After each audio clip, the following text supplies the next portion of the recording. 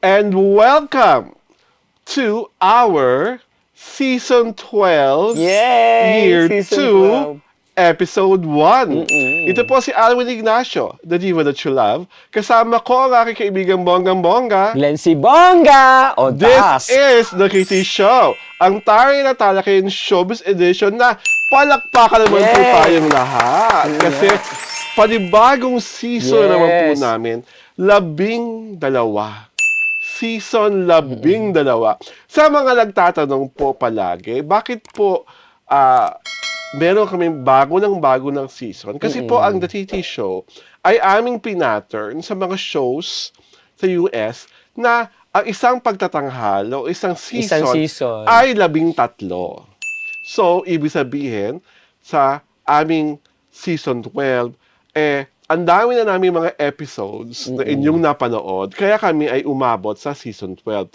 Kaya, maraming Yes. salamat po Thank you. sa inyong lahat na patuloy sumasabaybay, patuloy na nanonood, at syempre pa, sa aming mga dating subscriber, maraming At sa salamat. mga bago, syempre. At sa mga bago, at paparating pang mga Correct. subscriber, ngayon pa lang po, maraming salamat. Yes. At alam niyo po naman ang aming quest, ang aming YouTube Silver Button Quest, ang gusto naming pangarap na magkatotoo sa season na ito.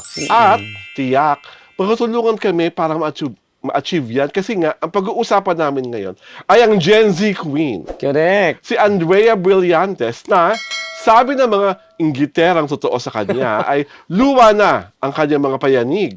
Ano makasabi mo sa pangyayaring ito, kaibigang Glenn? Ano nga mo muna ang ginagawa ni Blight itong mga panahon na itong wala siyang masyadong TV show o wala pa tayo nababalitang pelikulang kanyang gagawin? Ayan nga. At sinasabing lumang payanig ng ng ibang mga bashers ay itong mga in-upload ni Blight, ni Andrea, na mga videos na doon nung sa piliin mo ang Pilipinas trend. Oo. Okay. Kasi ang tagal na nito para mga April or May pa yata ito dapat na itong trend na ito, pero ngayon lang na i-upload ni Andrea. May paliwanag ba siya? Ginaya niya nga yung 'di ba? Napanood natin yung video niya na ginaya si Darna at saka si Miss Universe Pia Wurtzbach. Oo, 'di ba? May paliwanag ba siya bakit niya late na upload? Yun nga, sabi niya kasi nung May pa lang daw, pinaplano niya na nagawin ito.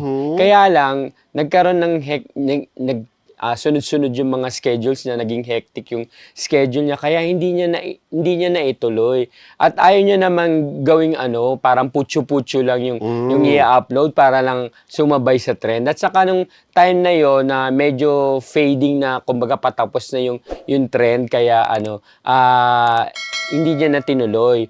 Pero etong wala na nga siya masyadong pang kinagkakaabalahan na TV show or movie, naisip niya na ituloy. Kasi sabi niya, it's not about the trend. Kasi gusto niyang ipakita yung iparamdam yung pagiging Pilipino niya, saka pagiging proud niya as a Pinoy. Saka proud siya sa mga Pilipino, lalo na dinededicate niya nga ito sa mga OFW, pati sa mga bayani natin sa ng mga Pinoy, 'di ba? Na kumbaga nga sabi niya, nagpapasalamat nga si Blight na marami pa ring nanood, at saka marami pa ring magagandang feedback dun sa kanyang in-upload na video, kahit na nga late na. Oo. Ako, sa lahat ng mga in-upload niya, gandang-ganda ako sa kanya na ang ginaya niya si Marimar. Parang she was just like so oozing with Yes, sex oo. appeal and that worldly charisma.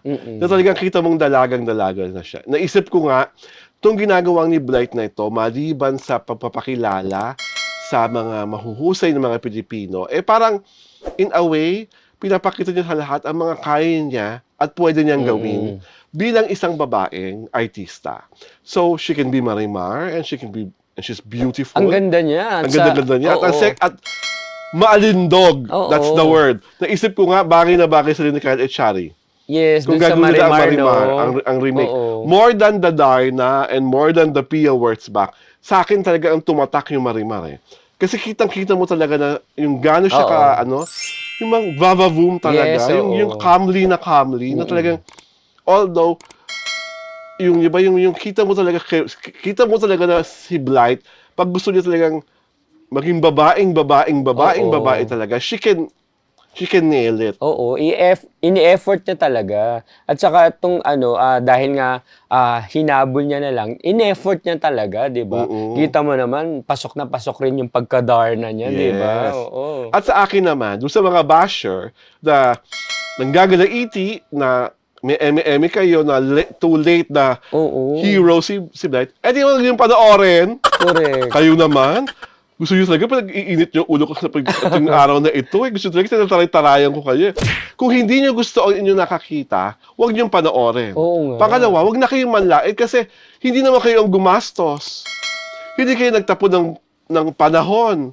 Hindi kayo nag-hire ng styling team para ma-achieve niyo yung iba't ibang katauhan kanyang ginawa. Hindi ba? Kumbaga sa effort na yun ni Blight, marami siyang taong mga natulungan. At higit sa lahat, Yes. marami siyang mga fan at mga taong napasaya. Napasaya, correct. Di ba? So, saan nanggagaling yung entitlement nyo? Doon ako talaga takang-taka sa mga ibang basher na grabe yung entitlement. Kasi recently, nakatanggap ako ng grabing mga bashing. Hinihingan nila ako ng resibo. Bakit ako may binabash na ganitong mga tao? Sa utak ko, At grupo. bakit ako magbibigay ng resibo sa inyo? And every time na binabash ako, kung talagang follower ko kayo, alam nyo na pag may nang babash sa akin, babasahin ko lang, pagkatapos nun, ire-report ko, tapos nun, ibablock ko. Hindi po ako narcissistic. Hindi ko ugali yung mag-screen grab ako para patotoo na ako ay inaaglahi. Hindi po ako ganon. Pag nakita ko at nainis ako doon sa pinost against me, automatically, I will report it and I will block you. And who are you people to ask me for proof? It's my page. My page, my rules. Kung nasasaktan kayo sa mga sinusulat ko sa aking pahina, just like what Blight is doing, huwag niyo akong sundan. Huwag niyo akong basahin. Diba? Kaya lang naman ako nagko-comment kasi ang kino-comment nyo sa akin, below the belt. Diba? At nakakabaliw kayo, ang galing nyo mag-research. In-screen grab nyo pa yung mga dati kong Yung mga posts dati, oo. na hindi ko naman pinapakalanan, pero tumbok na tumbok Oo nyo. nga. Tumbok na tumbok nyo kasi guilty kayo. At alam nyo kung sino yung pinarurunggitan ko kasi kahit kayo, hindi niyo naman maamin na salat talaga sa husay at galing yung mga taong pinarurunggitan ko na hindi ko pinapangalanan. Diba? Kung tinawag ko man silang hitad, it's my own self-expression. It is my page for crying out loud. Hindi ko nga kayo sinusundan. Hindi ko nga pinapakailaman ng mga pahina nyo. Hindi ko nga pinapakailaman kung inaagla-aglahin nyo kung sino-sinong mga tao. Quiet lang ako.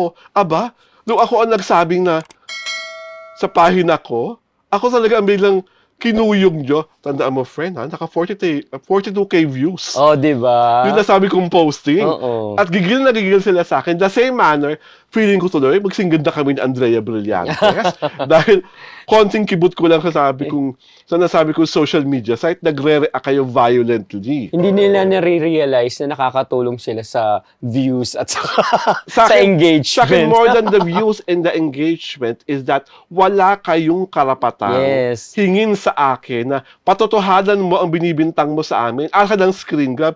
Who are you to demand that from me? My gosh, you people, magbasa kayo ng libro. Ay, ginagalit nyo si Alwin. Diba? Pumunta kayo sa National Museum para makita nyo iba't ibang klase ng sining. Correct. Hindi ba? Ang buhay po namin ni Glenn ay hindi lang nakapalibot sa show business. Akala niyo po ba, kami mga simpleng manunulat lamang? Marami kami pinagkakaabala na nagpapalawak ng aming pagkatao, ng aming pag-iisip, ng aming mga damdamin.